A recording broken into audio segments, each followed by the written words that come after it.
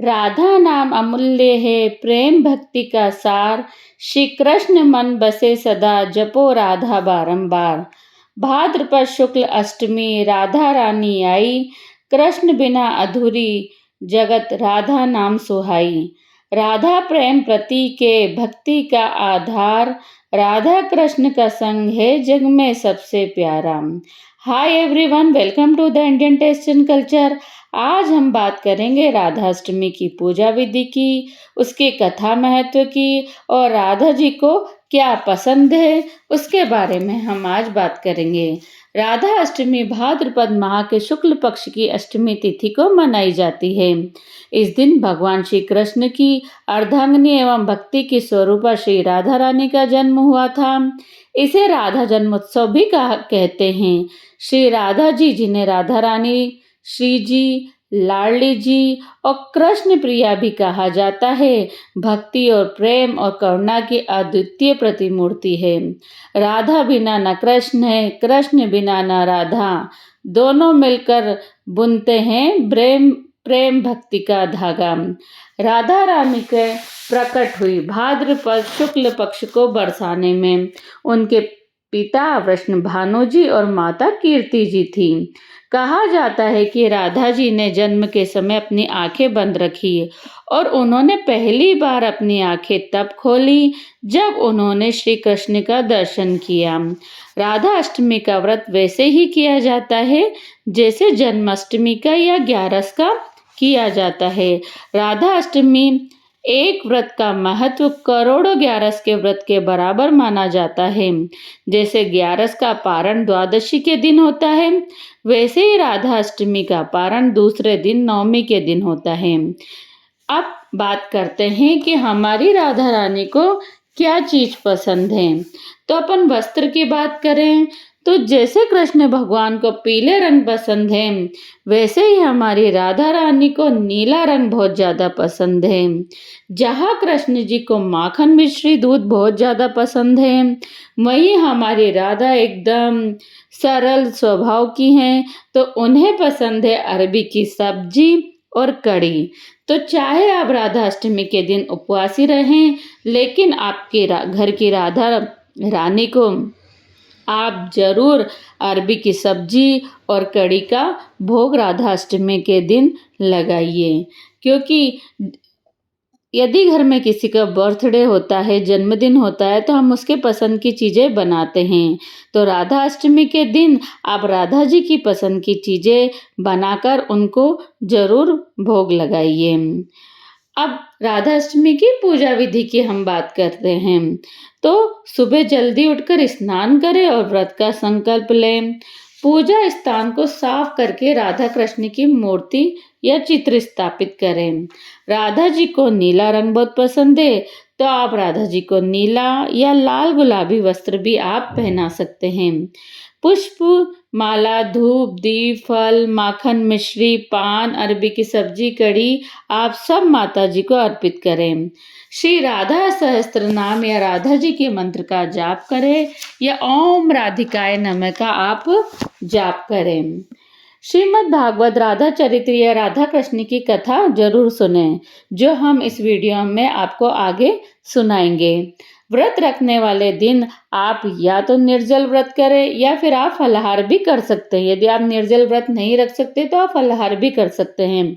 पर याद रखें, यदि आप निर्जला व्रत कर रहे हैं तो दूसरे दिन स्नान करके भगवान का चरणामृत लेकर ही व्रत पूरा करें। एक विशेष बात, यदि आपके यहाँ राधा रानी की कोई मूर्ति नहीं है, फोटो नहीं है, पर आपके घर में लड्डू गोपाल जी विराजमान हैं, तो आप राधा अष्टमी के दिन लड्डू गोपाल जी की पूजा करिए। और राधा में ही, क्योंकि राधा में ही बोला जाता है कि कृष्ण है और कृष्ण में ही राधा है। बस आप उस दिन ध्यान रखिए कि भगवान को अच्छे अच्छे वस्त्र पहनाइए और जो राधा जी की चुनरी है वो उस दिन आप भगवान जी के ही चढ़ा दीजिए, मतलब उनको उड़ा दीजिए। तो वह राधा अष्टमी की पूजा आपकी संपन्न मानी जाती है। जब घर में किसी का जन्मदिन होता है तो हम उन घर में जिसका जन्मदिन होता है उसको हम उपहार देते हैं। तो इस दिन आप राधा जी को उपहार दीजिए। उपहार में आप राधा रानी को कृष्ण नाम का उपहार दीजिए। मतलब उस दिन आप कृष्ण नाम की माला राधा जी के सामने करिए तो आपकी सारी मनोकामनाएं पूर्ण होगी। इस तरह से आपको राधा अष्टमी का ये व्रत करना है। अब बात करते हैं कि जो राधा अष्टमी है उसकी दो कथाएं। एक तो राधा जी के जन्म धरती पर क्यों हुआ इसकी कथा है। दूसरी है राधा जी की महिमा जो शिव जी नारद जी को बताते हैं। तो हम यहाँ पे दोनों ही बारे में चर्चा करेंगे। सबसे पहले राधा अष्टमी की कथा जो बताती है कि राधा जी का जन्म धरती पर क्यों हुआ। कृष्ण के मित्र श्री दामा ने राधा को शाप दिया कि उन्हें पृथ्वी पर जन्म लेना होगा और कृष्ण से विरह का कष्ट सहना पड़ेगा। इस शाप के बाद राधा ने भी श्री दामा को दानव योनि में जन्म लेने का शाप दिया, जिसके बाद उनका जन्म शंखचूड़ के रूप में हुआ। श्री कृष्ण ने राधा को आश्वासन दिया कि वे पृथ्वी पर वृषभानु जी के घर पुत्री के रूप में जन्म लेंगी और उनका विवाह एक वेश्या से होगा जिसे उन्हें वियोग का दुख सहना पड़ेगा। इस प्रकार योग माता ने राधा का प्राकट्य देवी कीर्ति के गर्भ से नहीं बल्कि पृथ्वी पर किया। राधा कृष्ण का व्रत कथा। एक बार राधा रानी गोलोक से कहीं बाहर चली गई, जिससे भगवान श्री कृष्ण चिंतित हो गए और विरजा सखी के साथ घूमने लगे। ये बात जब राधा को पता चली तो वह क्रोधित हो गई। उन्होंने विरजा को अपमानित किया, जिसके बाद विरजा नदी बन गई। राधा के इस व्यवहार से उनके मित्र श्रीदामा को बुरा लगा। उन्होंने राधा को अच्छा बुरा कहा, जिस पर राधा क्रोधित हो गई। उन्होंने श्रीदामा को श्राप दिया कि वे राक्षस कुल में जन्म लेंगे। श्रीदामा ने भी राधा को मनुष्य योनि में जन्म लेने का शाप दिया और 100 वर्षों तक कृष्ण से विरह का कष्ट झेलने का शाप दिया, जिसके कारण राधा और कृष्ण पृथ्वी पर अलग रहना पड़ा। श्री दामा का जन्म शंखचूड़ नामक दानव के रूप में हुआ, जो भगवान विष्णु के महान भक्त बने। वहीं राधा ने पृथ्वी पर वृषभानु जी के घर पुत्री के रूप में जन्म लिया। श्री दामा और राधा के शाप के बाद भगवान श्री कृष्ण ने राधा से कहा कि वे पृथ्वी पर वृषभानु जी की पुत्री बनकर रहे। सांसारिक रूप से देवी कीर्ति गर्भवती हुई, लेकिन राधा का जन्म उनके गर्भ से नहीं बल्कि योग माया के प्रभाव से वायु के रूप में हुआ। राधा के प्रकट होने के बाद ही श्री कृष्ण का पृथ्वी पर जन्म हुआ। राधा अष्टमी के दिन ही राधा रानी का जन्म हुआ था। इसी कारण इस दिन राधा अष्टमी के रूप में मनाया जाता है। बोला जाता है कि राधा जी का जन्म कृष्ण जी से 11.5 महीने पहले हुआ, लेकिन राधा जी ने जब तक आंखें नहीं खोली जब तक उन्होंने कृष्ण जी के दर्शन नहीं किए। अब अपन बताते हैं दूसरी कथा, जिसमें राधा जी की महिमा शिव जी नारद जी को बताते हैं। धार्मिक ग्रंथों में वर्णित राधा रानी की कथा के अनुसार एक बार नारद जी भगवान सदाशिव के पास पहुंचे और प्रणाम कर पूछा, हे भगवान, मैं आपका दास हूँ, मेरी एक जिज्ञासा है, कृपया उसे शांत कर दीजिए। श्री राधा देवी वो पूछते हैं नारद जी कि जो राधा देवी हैं वो लक्ष्मी है या देवपत्नी, महालक्ष्मी है या सरस्वती, क्या वे अतरंग विद्या है या वैष्णवी प्रकृति हैं, वे वेद कन्या है या देव कन्या है या मुनि कन्या है। इस पर सदाशिव बोले, हे मुनीश्वर, अन्य किसी लक्ष्मी की बात क्या कहें, कोटि कोटि महालक्ष्मी श्री राधा जी के चरण कमल की शोभा के सामने सब कुछ तुच्छ है। हे नारद जी, मैं तो श्री राधा के रूप में लावण्य और गुण आदि का वर्णन करने में खुद ही असमर्थ हूँ। तीनों लोकों में कोई भी ऐसा समर्थ नहीं है उनके रूप आदि का वर्णन करके पार पा सके। उनके रूप माधुरी जगत को मोहने वाले श्री कृष्ण को भी मोहित करने वाली है। यदि अनंत मुँह से चाहूँ तो भी उनका वर्णन करने में मैं असमर्थ हूँ। इस तरह से भगवान शिव शंकर जी ने नारद जी से बोला। नारद जी बोले, हे प्रभु, श्री राधा का जी का जन्म का महात्म्य सब प्रकार से श्रेष्ठ है, मैं इसको सुनना चाहता हूँ। हे भगवान, सब व्रतों में श्रेष्ठ श्री राधा अष्टमी व्रत के बारे में मुझे बताइए। इस पर शिव जी ने बताया कि वृषभानु जी वृषभानुपुरी की राजा वृषभानु महान उदार थे। वे महान कुल में उत्पन्न हुए और सब शास्त्रों से ज्ञाता थे।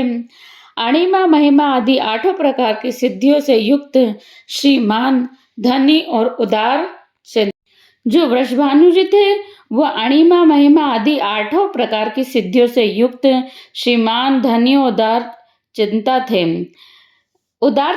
थे। वे संयमी, कुलीन, सद्विचार वाले भगवान श्री कृष्ण के आराधक थे। उनकी भार्या श्रीमती श्री कीर्तिदा थी। ये तो महालक्ष्मी के समान भव्य रूप वाली और परम सुंदरी थी। वे सर्व विद्या और गुणों से युक्त कृष्ण स्वरूपा और महापतिव्रता थी। उनके गर्भ में ही भाद्रपद की शुक्ल अष्टमी को मध्याह्न काल में श्री वृंदावनेश्वरी श्री राधिका प्रकट हुई थी। बोलो राधा रानी की जय। आगे शिवजी बताते हैं नारद जी को। शिवजी ने नारद जी को बताया कि राधा अष्टमी के दिन व्रत रखकर उनकी पूजा करनी चाहिए। इसके लिए श्री राधा कृष्ण के मंदिर को ध्वजा, पुष्प माल्या, वस्त्र, पताका, तोरण आदि से सजाना चाहिए। 5 रंग के मंडप बनाकर उसके भीतर षोडश कमल यंत्र के बीच राधा कृष्ण की मूर्ति स्थापित करनी चाहिए। मुंह पश्चिम की ओर रहना चाहिए। इसके बाद राधा जी की स्तुति और ध्यान करें। उन्हें सुगंध, पुष्प, फल, धूप आदि अर्पित करें। पूजा के बाद प्रसाद ग्रहण करें और रात में जागरण करते हुए राधा कृष्ण का कीर्तन करें। अब बात करते हैं राधा अष्टमी व्रत कथा का महत्व, जो कि शिवजी बताते हैं नारद जी को। शिवजी ने नारद जी को बताया कि जो मनुष्य भक्ति के से राधा अष्टमी का अनुष्ठान करते हैं वह श्री राधा कृष्ण के सानिध्य में श्री वृंदावन में स्थाप पाते हैं और व्रजवासी बन जाते हैं। श्री राधा जन्म महोत्सव का कीर्तन करने से मनुष्य भवबंधन से मुक्त हो जाता है। जो व्यक्ति राधा राम और राधा जन्माष्टमी व्रत की महिमा गाता है उसे सभी तीर्थों का फल जल्दी ही मिल जाता है। तो आप लोग भी जरूर इस व्रत को करें। ये व्रत महान व्रतों में से एक माना जाता है। तो आप भी राधा अष्टमी का व्रत जरूर करें। शिव जी ने कहा कि जो व्यक्ति श्री राधा का महिमा गाता है उसे सभी तीर्थों का फल और विद्या मिलती है। शिव जी ने कहा जो व्यक्ति श्री राधिका जी का भजता है, उन्हें याद रखता है, उसे मैं भजता हूँ और उसे मेरी कृपा प्राप्त होती है। मतलब जो राधा जी को भजता है उसे शंकर भगवान की भी विशेष कृपा प्राप्त होती है। राधा नाम स्मरण निष्फल नहीं होता। श्री राधा जी सर्वतीर्थमयी और ऐश्वर्यमयी हैं। श्री राधा भक्त के घर से कभी लक्ष्मी विमुख नहीं होती। जो राधा का ध्यान करते हैं उसके घर श्री राधा जी के साथ श्री कृष्ण जी वास करते हैं। ये सब सुनकर मुनिश्रेष्ठ नारद जी ने श्री राधा अष्टमी का यजन पूजन किया। जो मनुष्य इस लोक में राधा अष्टमी व्रत की ये कथा सुनता है वह सुख, सम्मानित, धनी और सर्वगुण संपन्न हो जाता है। शिव जी के अनुसार जो व्यक्ति धर्म के लिए रक्षा राधा मंत्र जपता है उसका मन धर्म में तल्लीन हो जाता है। जो धन चाहता है उसे धन मिलता है। जो कामार्थी है या मोक्षार्थी है उसे ये चीजें प्राप्त होती है। श्री राधा की भक्ति करने वाला सुखी, विवेकी और निष्काम हो जाता है। इस तरह का हमारा राधा अष्टमी का ये व्रत माना जाता है और उसका महत्व हजारों करोड़ों 11 से भी ज्यादा फलदायी माना जाता है। राधा रानी की कृपा सुख शांति बरसाए, भक्तों के जीवन में प्रेम ज्योति जलाए। राधा नाम स्मरण से कटे सभी अंधकार, जीवन में उमड़े सदा भक्ति प्रेम अपार। इस प्रकार राधा अष्टमी का व्रत कथा पूजन संपन्न होता है। जो भी भक्त श्रद्धा भाव से ये व्रत करता है उसके जीवन में प्रेम, सुख, समृद्धि, शांति का वास होता है। राधा रानी की कृपा के सभी कष्ट दूर होकर उन्हें भगवान कृष्ण का अखंड प्रेम प्राप्त होता है। इस पावन अवसर पर हम सभी राधा रानी की प्रार्थना करें कि वह हम पर अपनी असीम कृपा बनाए रखे। यदि आपको ये वीडियो पसंद आई हो तो वीडियो को लाइक करिए, शेयर करिए और अभी तक यदि आपने इस चैनल को सब्सक्राइब नहीं किया हो तो आप चैनल को सब्सक्राइब करना बिल्कुल भी ना भूलिए, क्योंकि हम भारतीय संस्कृति के आगे भी इसी तरह सारी कथाएं और वीडियो आप तक पहुंचाते रहेंगे। आप सभी को राधा अष्टमी की हार्दिक शुभकामनाएं। बोलो राधे राधे।